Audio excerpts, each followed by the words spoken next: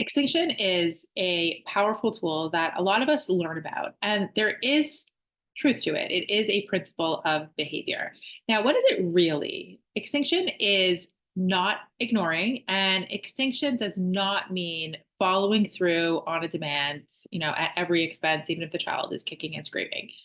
What extinction does mean is it is stopping to reinforce a behavior that was previously reinforced. So that is a very technical term. I'll give you an example.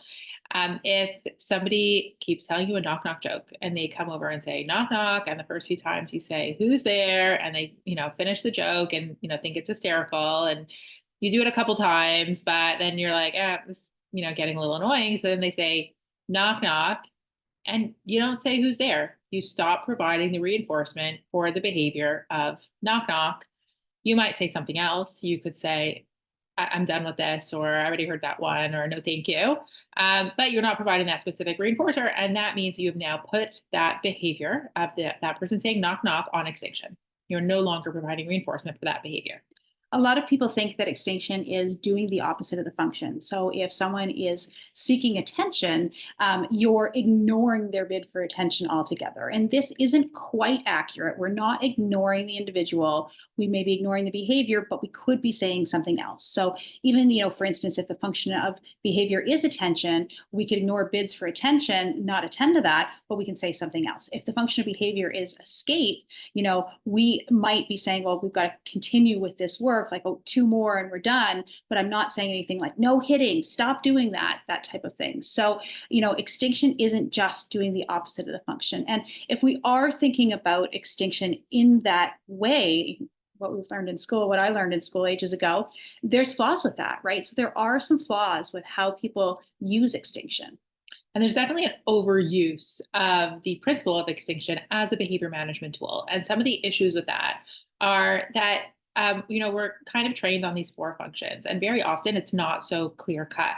Hanley talks about synthesized reinforcers, and kids don't work for one single thing. They're not only looking for attention or only looking for access. It's often a very specific kind of attention in a specific way while doing a specific activity. And that's what we call a synthesized reinforcer. So that means that we don't always know which function or which, one of those functions we're going to stop using, or we're going to not give attention, or we're not give access, because it's more than that. It's a really oversimplification of that. And so instead of focusing on which of those functions you're going to stop providing in order to decrease the behavior, we want to think about what is this synthesized reinforcer and how could we focus on a replacement scale for this student to be able to access it. So when you're thinking about, even in terms of behavior management, instead of looking at decreasing the behavior, thinking about increasing a replacement skill, and then you're thinking about teaching a skill as opposed to, putting anything on extinction. Number two, I think we need to ask ourselves, is it realistic and doable?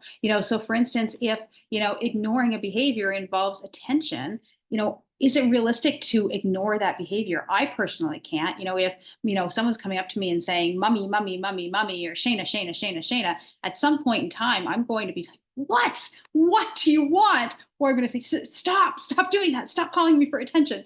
I give in every time. I might give in, right away, or I might have to, wait it out a while, and then I finally give in. Well, if I'm going to be giving in, I could actually risk, increasing the frequency or intensity of that behavior, and that could be dangerous to ignore. So, A, is it doable? And B, is it a safety issue?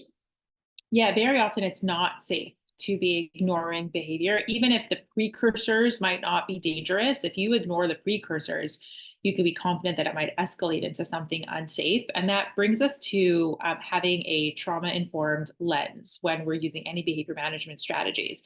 We want to assume that anyone we're working with may have experienced some sort of abuse or trauma.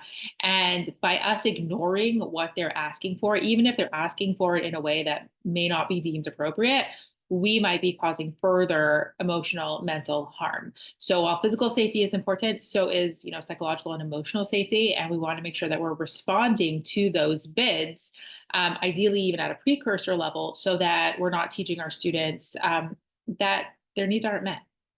And we also have to think about dignity and respect.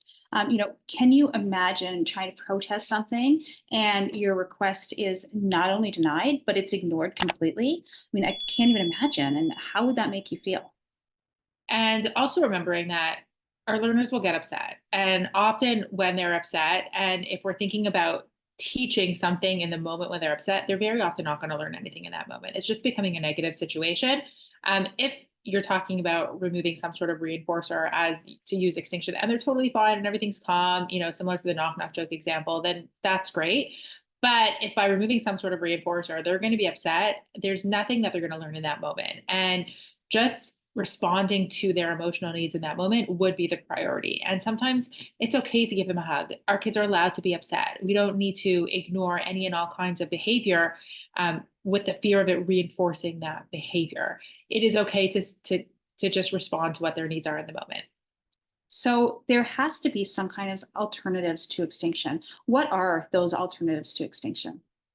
So the first thing is being available to validate. If we're having a moment or a child's having certain feelings, validate what those are and acknowledge them.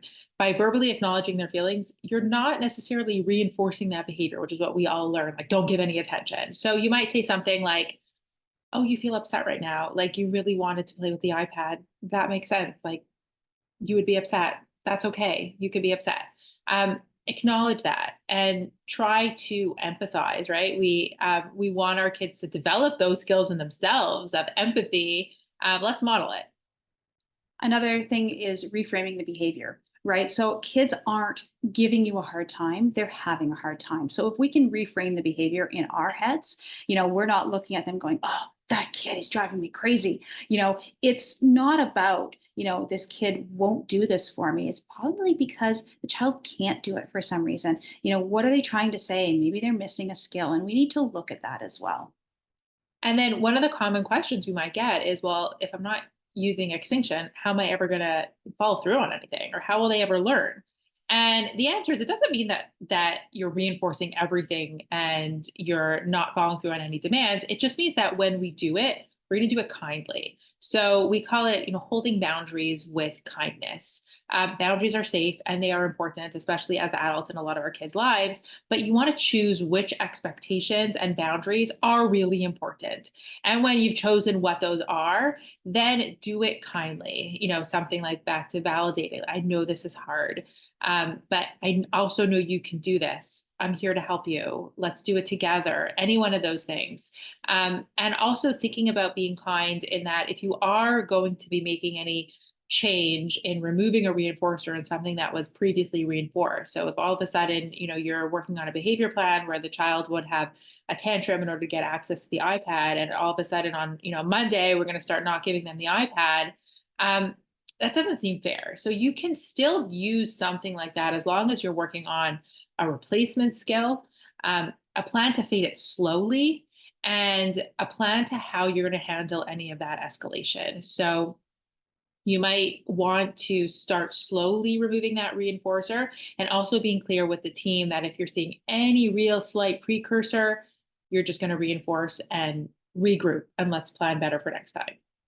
And I think that's the biggest thing is looking after, like after the behavior occurs, look back and really ask yourself some questions. You can't prevent that behavior from not occurring in the past. It's the past, it's already happened. But what can we do about it in the future? So looking and examining that, like what was this person trying to say and how do we teach those replacement behaviors and how can we do things differently the next time? Often, if a behavior occurs, it's a message to us that we may have jumped too quickly. The demands are too high. And that's when you want to think about breaking down those skills into smaller parts, using more shaping to build those skills slowly. And think about that message to us. Like we can do something better next time so that this behavior doesn't occur.